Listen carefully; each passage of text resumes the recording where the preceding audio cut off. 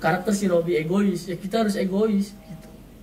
Nah begitupun waktu itu si Topan kan karakternya mafia sama Bang Jack.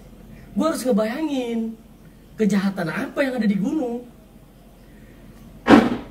Apa gini aja kata gue nih.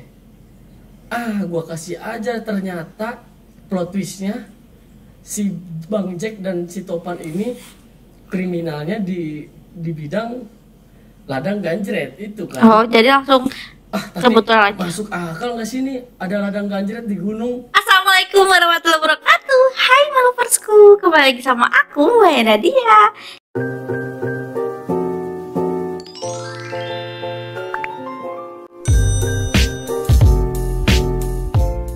Gimana kabar kalian semua? Semoga kalian sehat selalu dan lancar rezekinya. Amin. Oke guys, di video ini kita bakal reaction video dari channelnya .design production guys. Ini video yang .design ladang ganja. Apakah ini akan membahas sesuatu? Oke guys, tapi sebelum itu jangan lupa buat subscribe terus channelnya .design production yang belum subscribe. Dan jangan lupa juga buat tonton video dari channelnya .design production. Sekarang kita lanjut dulu intro reactionnya bareng aku sampai selesai. Langsung kita ke videonya, let's go.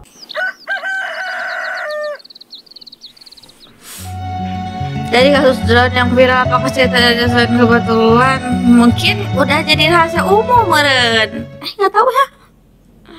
Kita tanya aja sama yang viral, apakah cerita dari .design pembuat cerita ya, dari .design kebetulan ya. Oh kebetulan. Hitung-hitung klarifikasi nih, hitung-hitung isi konten. Oke. Kita bacain komennya.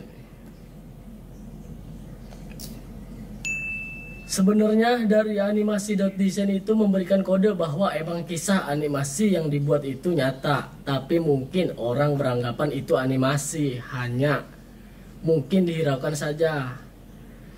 Tolong kasihan .design ya, takut disidang. Ya.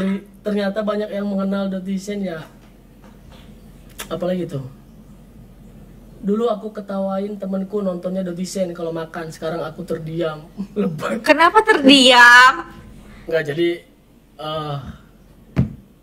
nggak ada hubungannya. Oh, oke. Soal kebun ganjret sama .design itu nggak ada hubungannya ya. Jadi intinya nggak ada hubungannya, itu cuma kebetulan. Dan komen-komen di atas tuh ya, komen-komen yang tadi tuh, aduh itu emang menggiring opini ya. Thank you udah fanatik sama .design, saking fanatiknya dia menaut-nautkan dengan hal lain gitu.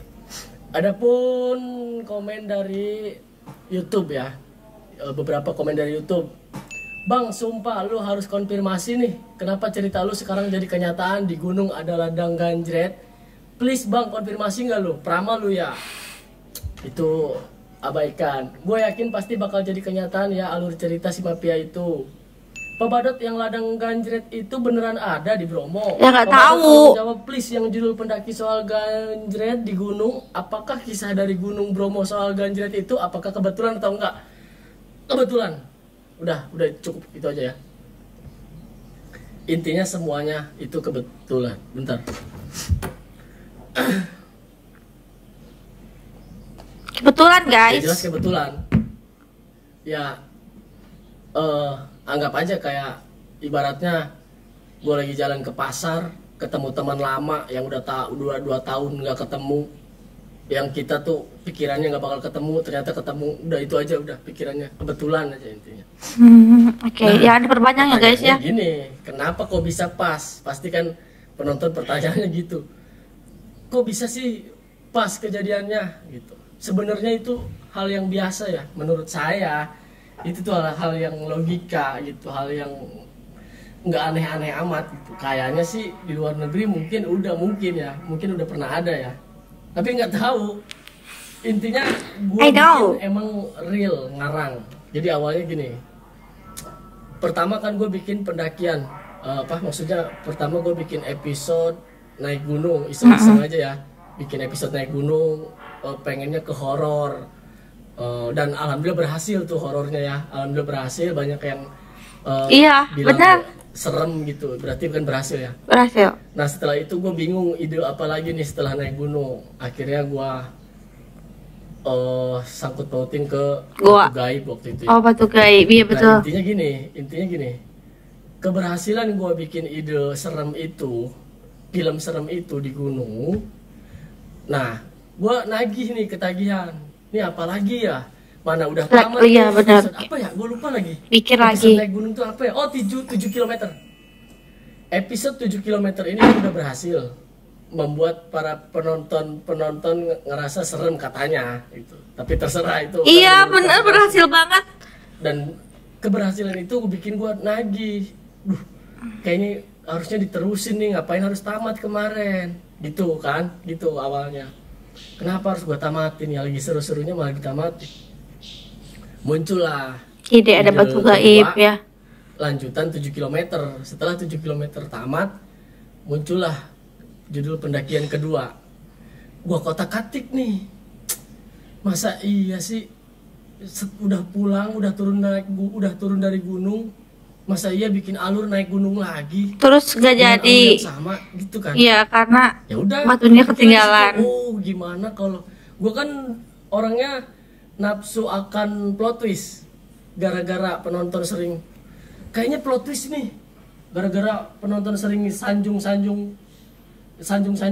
dot design kayak keren, dot design banyak plot twistnya keren. Nah, disitulah seorang penulisnya itu ngerasa kayaknya gua harus plot twist deh.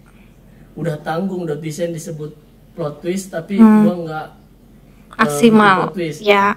Terbentuklah di situ, wah gimana kalau gue bikin plot twist.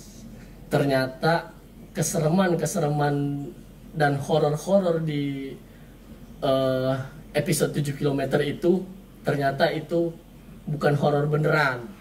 Ada itu misteri di buatan baliknya. manusia. Ya. Oh ya begitu aja deh. Akhirnya gue tulis lah pendakian kedua. Gue tulis yang waktu itu ngelihat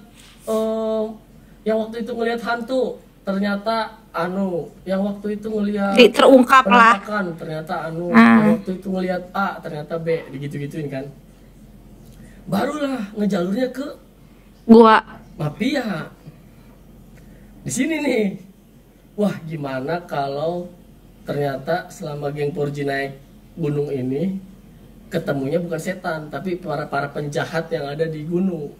Gue mikir lagi, penjahat ngapain ada di gunung kan ya?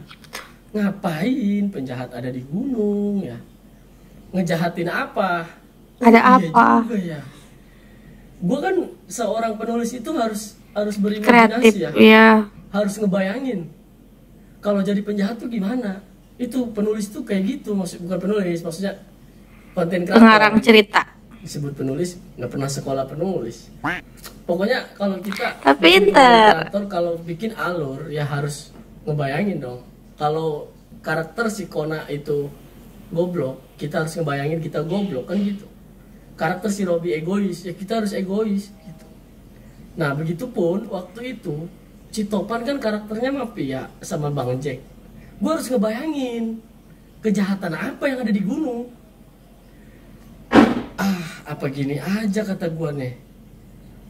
Gue kasih aja, ternyata plot twistnya si Bang Jack dan si Topan ini kriminalnya di bidang ladang ganjret itu kan. Oh, jadi langsung Tapi kebetulan aja. masuk akal nggak sih ini ada ladang ganjret di gunung?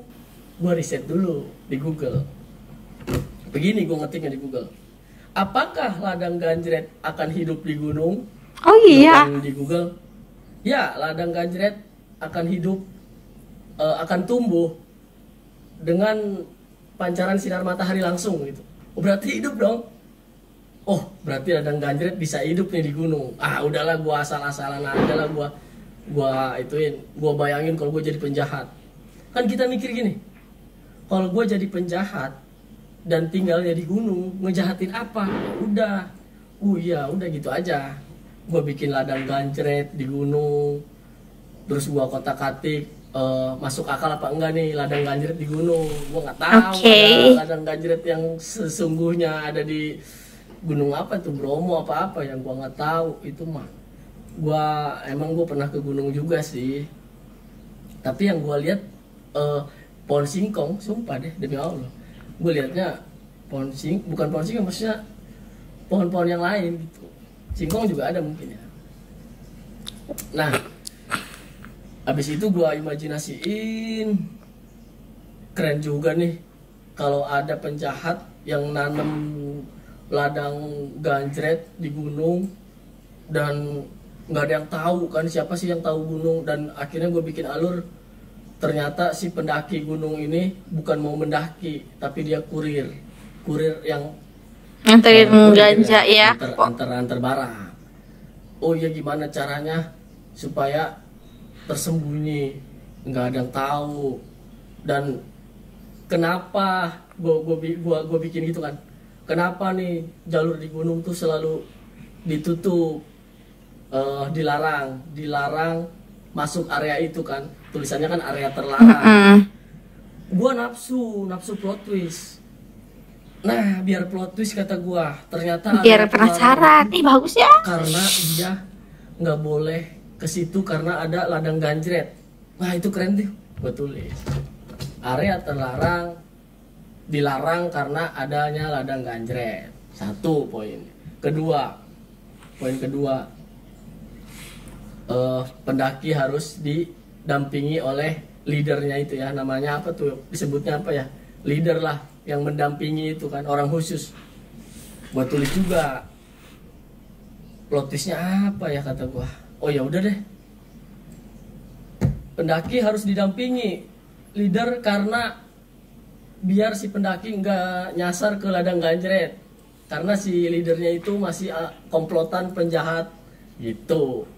Itu poin 2. Poin ketiga, adanya orang terbunuh kan di puncak itu ya, di bukitnya itu ya. Gimana ya cara plot twistnya?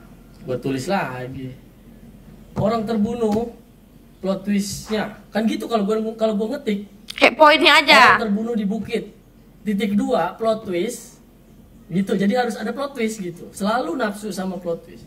Plot twistnya apa ya?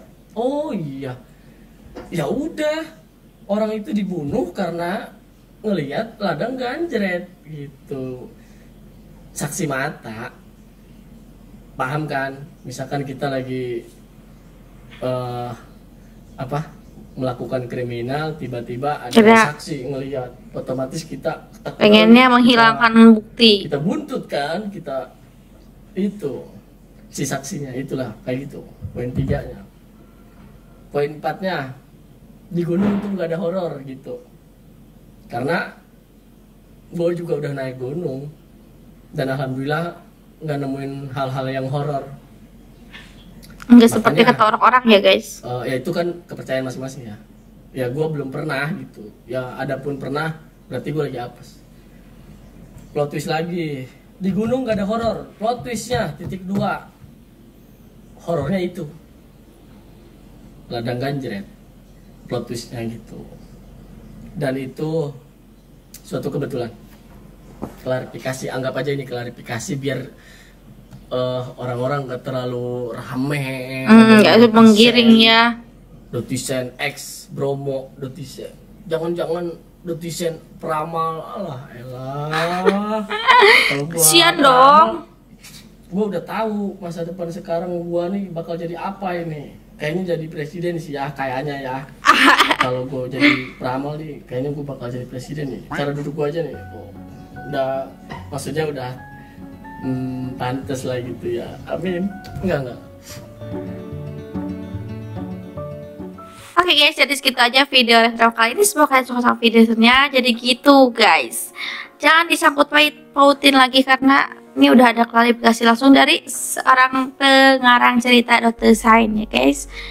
Jangan menggiring opini, nanti takutnya ada berita-berita yang aneh untuk Dr. Sign kan, jadinya kasihan gitu. Jadi ya udahlah guys ya, terima kasih udah nonton sampai habis. Bye bye. Assalamualaikum warahmatullahi wabarakatuh.